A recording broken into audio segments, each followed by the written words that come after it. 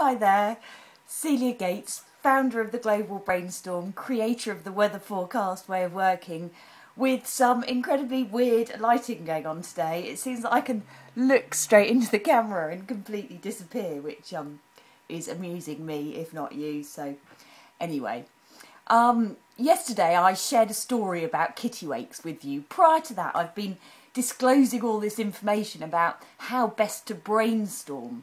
And I'm doing this as part of this fantastic video blogging challenge that we're on. If you haven't signed up to that, then we're all halfway through it. There's 30 of us involved, and you need to start getting hold of these snippets of information because they are really valuable and really inspiring. So pop along to thebusinesschallenge.com, I think. I'll add it into some text somewhere.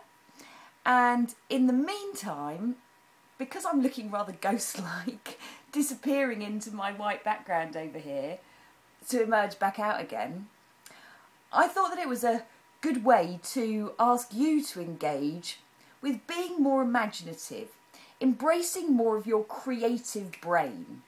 Now, we talk about this left and right hand sides of our brain as operating very differently, the left hand side being responsible for thinking logically in a linear manner, that literal way that leads to a right or a wrong answer.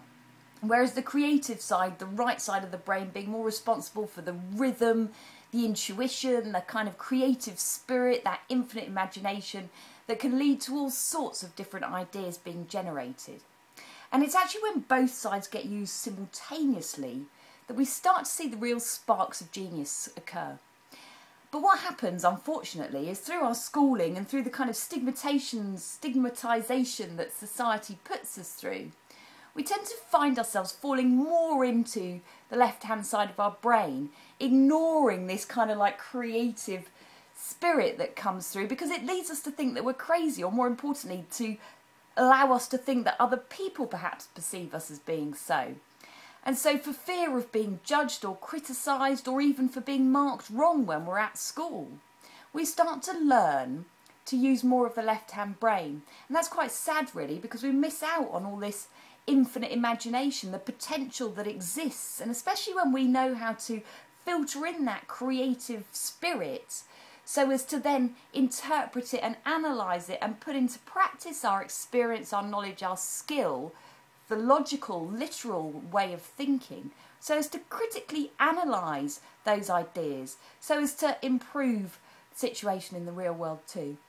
So I'm asking you to spend some of your time away from your computer, really exploring your imagination, allowing yourself to get silly with your ideas, playing around a little bit, if you will, with some of the thoughts that fly in and out of your head by observing them in the first place, by removing yourself from being that participator in them and allowing yourself to listen to them.